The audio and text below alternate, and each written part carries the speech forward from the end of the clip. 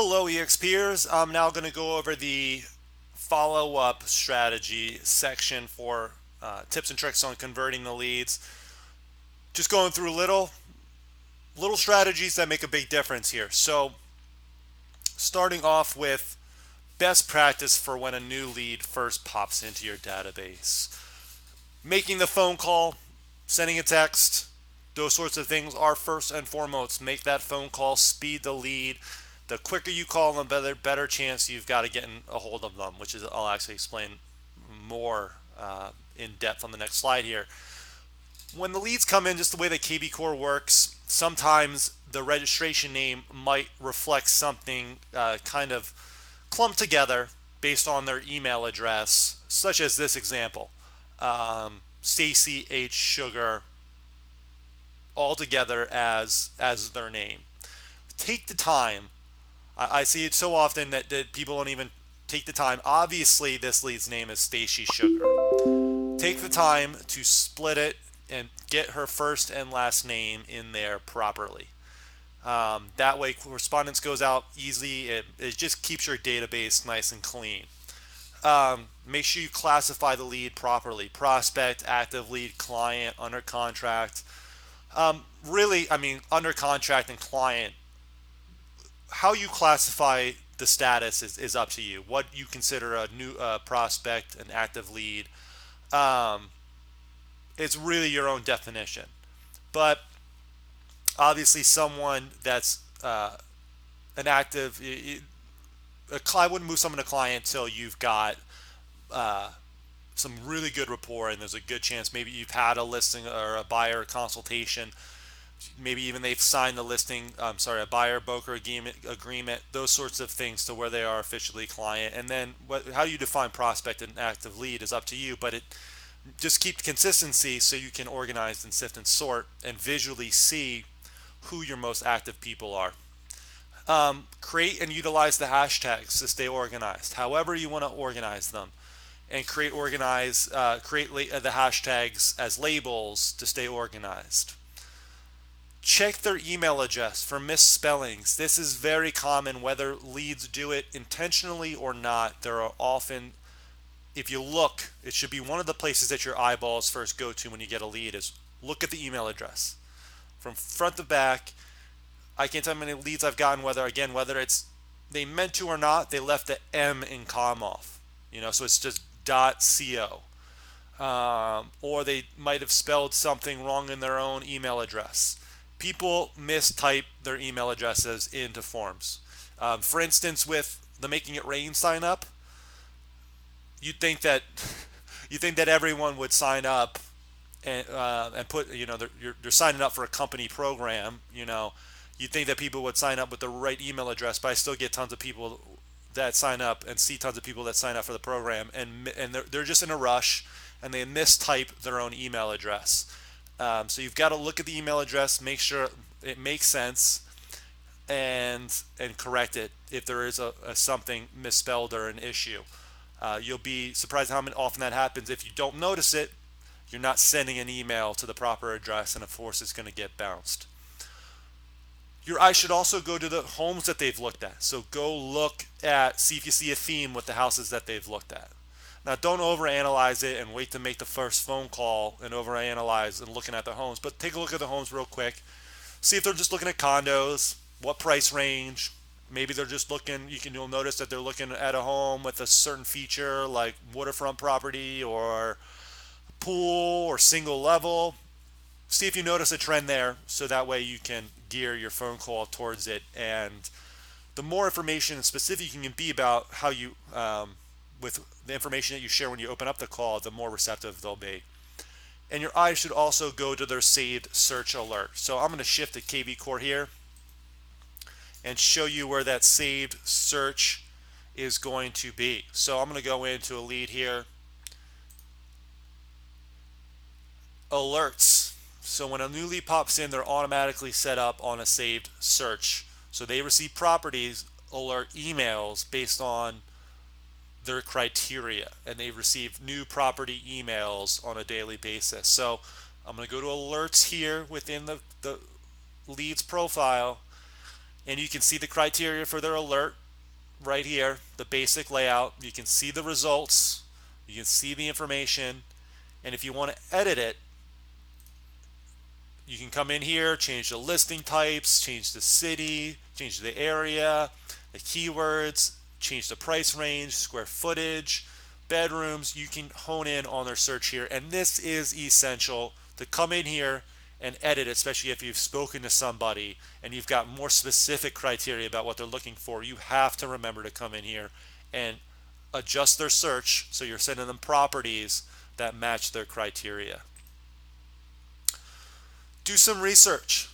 Look at their email address. Google their email address. Google their phone number. If you Google someone's email address, sometimes you'll be able to uncover very quickly more information about them.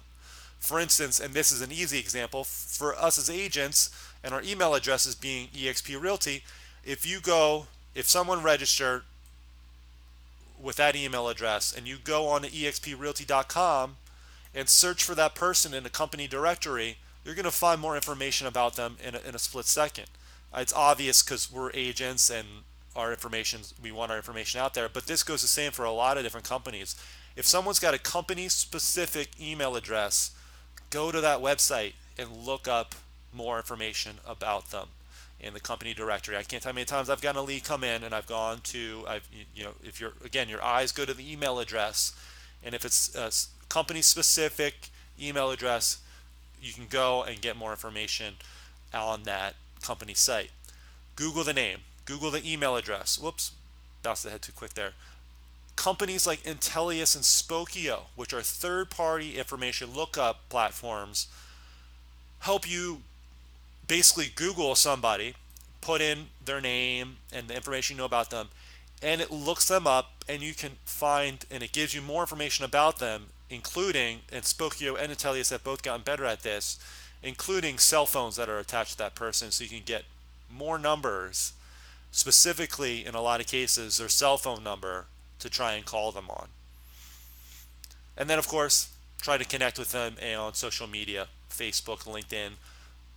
Go search for them on Facebook and see if you can find more information about them. Maybe you can, before you even jump on the phone, you can find some of their hug fields, some things that matter to them. Obviously you don't want to on the phone call say that you were looking at them on Facebook, but if you know that they're into their dog or something, you can weave that into conversation nonchalantly and build a rapport point topic. The best times and days to reach people.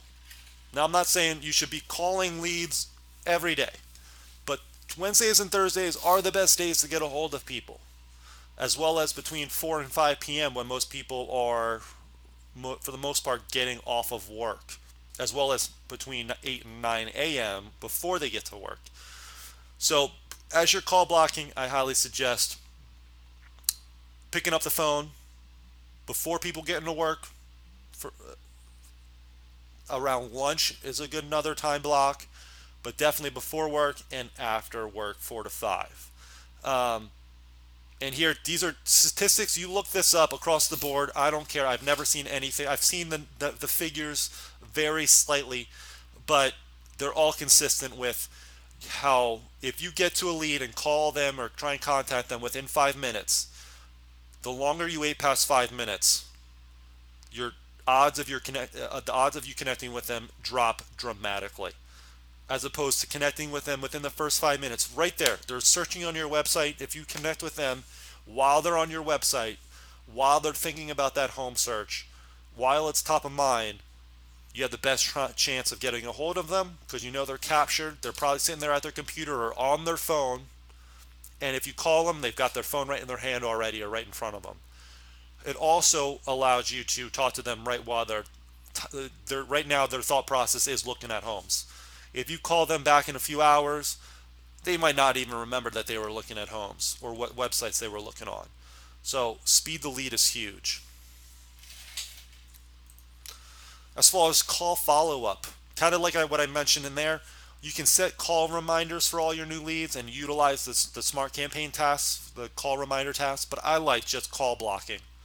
2 or 3 times a day, Between those hours that I kind of already mentioned, 8 and 9 a.m., around lunch, and then 4 to 6 ish. Not all three of those necessarily every day, at least one, and switch up the times that you're calling people. If you're calling people at the same time every day, say if you get a lead in on Monday and you call them at 8:30 a.m. and you call them every day of the week at 8:30 a.m., they're probably already in work already, and of course you're not going to get a hold of them if you call them at the same time every day. Switch up the times that you call people. Call nights, if you're on a team or in an area where you've got partnerships, where you've got a partner agent, or you've got your own little network of agents, some sort of team, whether it's official or not, do call nights. You'll hear this a lot from high producing teams where they'll do call nights, and they'll play right. That's why the statistics say Wednesday and Thursday between 4 and 6. So these teams, they'll do their call nights on Wednesday or Thursday and do a team thing out of it, make a little competition about of it, and sit there and do lead generation together during that time block and make a little competition slash team building event out of it. And then also call on Saturdays. Now, I'm not saying like take hours out of your Saturday, but take the time. If you can't reach a few people, whether they're new leads or existing leads, people that you've been speaking to, but you can't get a hold of them during the week, keep a list of people that you want to call on Saturday and make 5 to 10 phone calls on a Saturday. And watch you get a hold of a few of them, and you'll be glad that you took the time to do that, because now that's a few more people that you've either started communicating with or reconnected with. So carve out some time on Saturdays. Not every Saturday even, but if you do it, you'll connect with more people, and when you talk to a few people, you'll be happy that you did it. Now when it comes to after a call, the big thing during a call, obviously scripting, going through the qualifying questions, but as far as you want to be hands-free, at least that's a big thing for me, and taking notes. If you're hands-free, you've got two hands to make diligent notes. Keeping notes on a pad of paper in front of you is huge, and then relaying them into a note in the CRM is huge as well, which I'll get into in a second. But before you close the conversation, recap. If you're on the phone with somebody, a lead, a prospect, a new client, recap the search criteria that you just went over. So you just got them on the phone, and I'm sure you better at some point have reviewed exactly what they're looking for. Beds, baths, their needs, and even more than just the beds and baths and square footage. Recap the things that are important to them, why they're moving, why they're searching for the home they're looking for, their motivation. Recap those things so they know that you were listening and heard what their needs are. Recap that at the end of the phone call. Say, Jane, definitely going to keep sending you properties here for single level homes in San Clemente between 800, 900,000. Get you that ocean view. Recap that search criteria you reviewed with them and the site info so they know that you were listening. If they need to be connected with your lender, recap your lender's information. Hey, I'm going to have Ryan reach out to you shortly so you can get connected and get the ball rolling on a pre-approval with him. He's my go-to lender. He's fantastic. All my clients know, like, and trust him. You'll be really happy that you connected with him and get a pre-approval with him. Set an appointment for the next day to follow up, especially if you set that lender connection. You want to follow up after they speak with your lender. And then obviously close with something positive about how you're going to find them the great house. It's hard to say here what that positive thing is, because you should be able to take something rapport related from the conversation and frame it into something positive, particular to that person when you wrap the phone call. And then after the phone call, after you hang up, change that, like I mentioned before when I was showing you how to change a saved search criteria for the property alerts. Make sure you go in and change that criteria based on what you just talked about. Because if you keep sending them properties that don't match what they're looking for, they're going to get irritated. Make a detailed note and section it out. Make sure you put down the main info, their hug field. Hug field being the rapport field. If they talk to you about families things, if their hobbies, those sorts of hug fields, aka rapport building fields, note those down so you can come back to those and see them on your next phone call. What their particular motivation is for moving, what their wants and needs are, what their financing is. Make good, organized notes. And I'm actually going to skip ahead to the next slide here where I've got examples and then backtrack.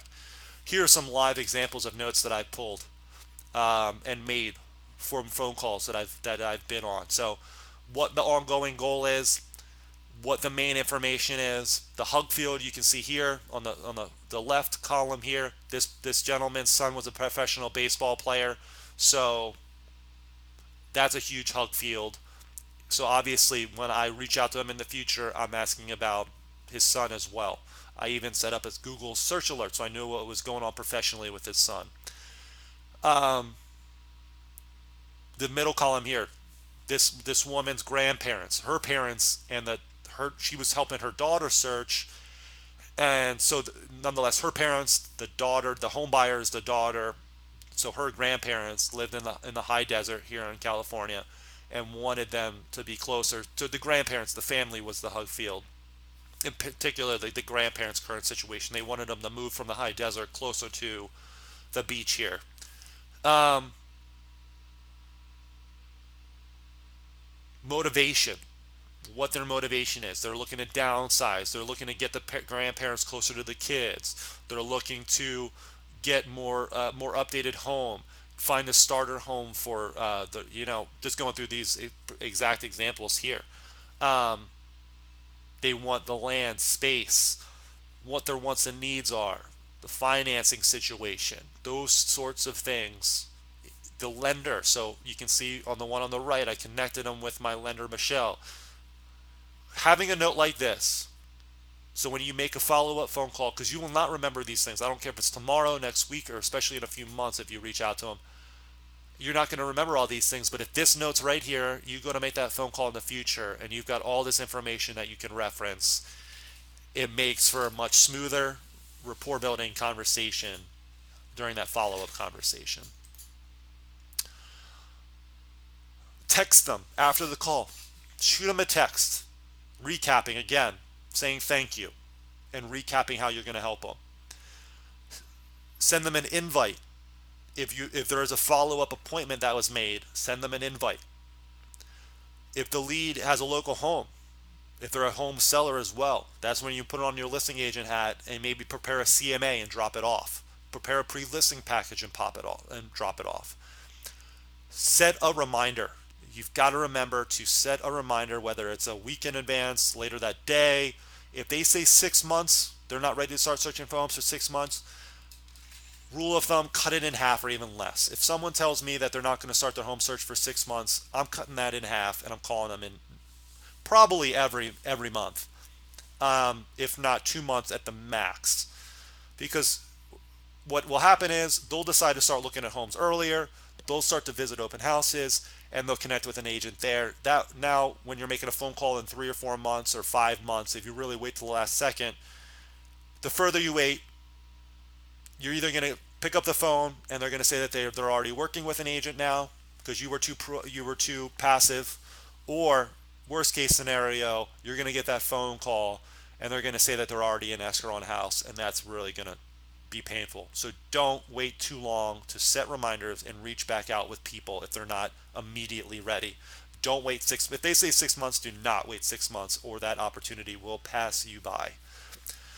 So there's some good practice, some follow-up strategy for particularly when a lead comes in, and reaching out to people strategically. So any questions on that, please feel free to reach out to me. Happy home selling.